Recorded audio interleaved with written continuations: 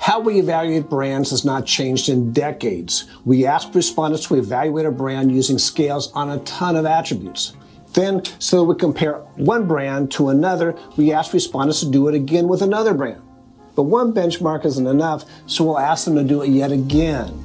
Are we really confident in presenting these types of results to management?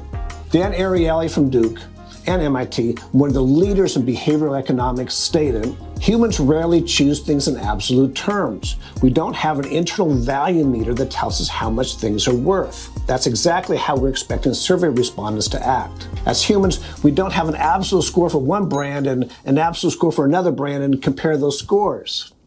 No, as Ariely states, we focus on the relative advantage of one thing over another. In short, we consider options together.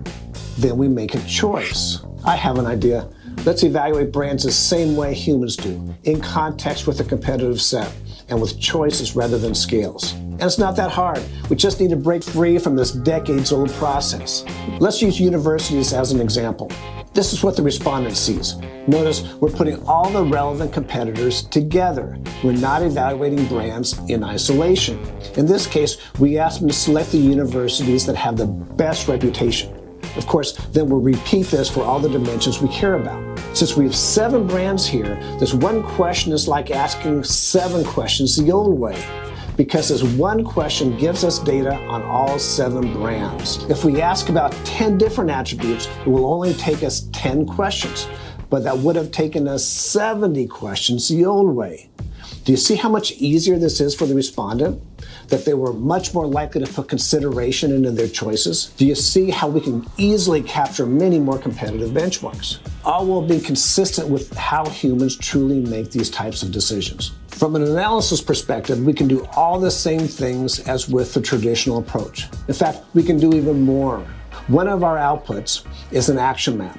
We analytically determine the drivers of choice, then plot this against the brand's performance. This grid quickly reveals a lot of important information, including a brand's strengths and weaknesses.